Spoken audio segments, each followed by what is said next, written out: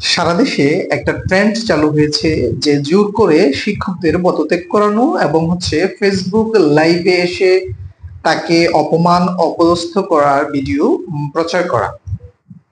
এই প্রসঙ্গে সমাজে একটা বিরূপ প্রতিক্রিয়াও তৈরি হয়েছে এরই মধ্যে।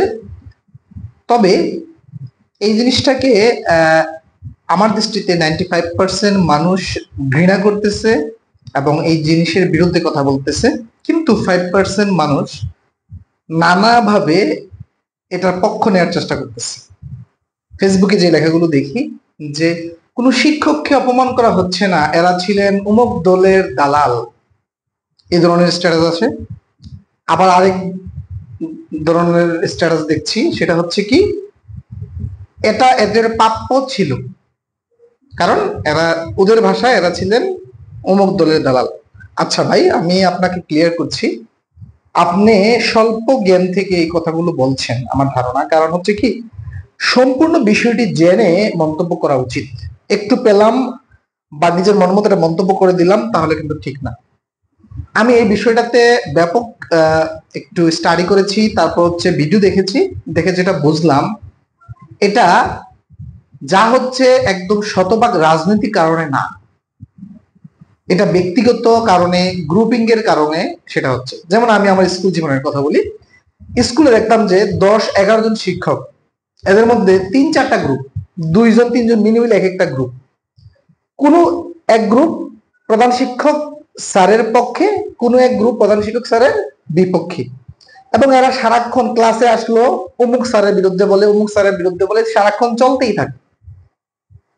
এটা শুধু আমার স্কুলের দৃশ্য বলে আমি মনে করি না, এটা বাংলাদেশের সমগ্র স্কুল কলেজ ইউনিভার্সিটির দৃশ্য।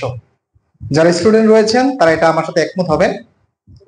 এবং বর্তমানে শিক্ষক অপমানের ক্ষেত্রে এবং জোর করে পদত্যাগ করানোর ক্ষেত্রে এই শিক্ষক গ্রুপিংটাই সবচেয়ে বেশি দায়ী। আমি খিলগা মডেল হাই স্কুলের একটা ঘটনা শুনলাম। যে শিক্ষকের সাথে ঘটনা ঘটেছে, সরাসরি ওই শিক্ষকের মেয়ে তার ফেসবুক ওয়ালে স্ট্যাটাসটা লিখেছেন যে তার মা ছিলেন ওই স্কুলের সহকারী প্রধান শিক্ষক। এই ছাত্রদের এই ট্রেন্ডের মাধ্যমে ওই স্কুলের প্রধান শিক্ষককে পদত্যাগ করানো হয় অপমান করে। প্রধান শিক্ষক অপমান বোধ করে পদত্যাগ করেন। নিয়ম অনুযায়ী সহকারী প্রধান শিক্ষক কি হবেন, এরপরে প্রধান শিক্ষকের চেয়ারে বসবেন। তিনি বসেছেন। এই পর্যন্ত আপনি বলেন, সহকারী প্রধান শিক্ষক তিনি একজন ম্যাডাম, তিনি কি দলীয় কোনো ক্যাডার বা দলীয় কোনো সরকারের দালালি করেছেন? তিনি তো এখানে একজন নিরপেক্ষ শিক্ষক, মহিলা। এখন কি হয়েছে, পরবর্তী দৃশ্যটা আমি আপনাদেরকে বলি। ওই মেয়ের বর্ণনা অনুযায়ী তার মার সাথে কি হয়েছে, তার মা যখন প্রধান শিক্ষকের চেয়ারে বসলেন, অন্য একটা শিক্ষক গ্রুপ ওই স্কুলের এই জিনিসটা ভালোভাবে নিতে পারেন। তারা তাদের প্রাইভেট ব্যাচের স্টুডেন্টদেরকে লেলিয়ে দিয়েছে যে ম্যাডামকে কিভাবে উৎখাত করা যায়, কারণ এর পরের জন তাই চেয়ারে বসতে পারবে। এখন ছেলেরা নানাভাবে ওই ম্যাডামকে অপমান অপদস্থ করতেছে, ফেসবুকে লেখালেখি, তাদের গ্রুপে লেখালেখি, বাসায় গিয়ে বাসা ঘেরাও করবে, এই ধরনের হুমকি। তখন ওই ম্যাডাম বলতেছে যে 25 থেকে 27 বছর শিক্ষকতা পেশা করে কি শেষ পর্যন্ত এটা পেলাম অপমান? এখানে আপনি বলেন, এখানে কি কোনো রাজনৈতিক কারণে অপমান হচ্ছে? সারা বাংলাদেশে যতগুলো এরকম ঘটনা ঘটেছে, 95% হচ্ছে এই ধরনের শিক্ষকদের নোংরা পলিটিক্স এর কারণে।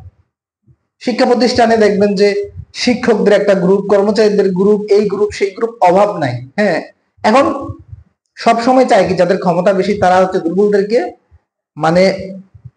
নির্যাতন করতে চায়, শোষণ করতে চায়, ডমিনেট করতে চায়। এটাই হচ্ছে।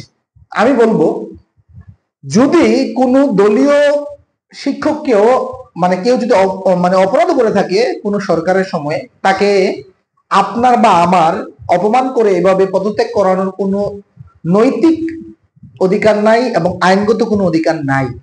এটা নৈতিকভাবে যেমন অপরাধ, এটা রাষ্ট্রীয় আইন একটি ফৌজদারি অপরাধ, একটা ফৌজদারি অপরাধ। আপনি কেউ যদি অপরাধ করে থাকে, তার নিয়ম মাফিক তার কি হবে, সাজা হবে। আপনি তার উদ্বোধন কর্ম তাকে লিখিত দেন,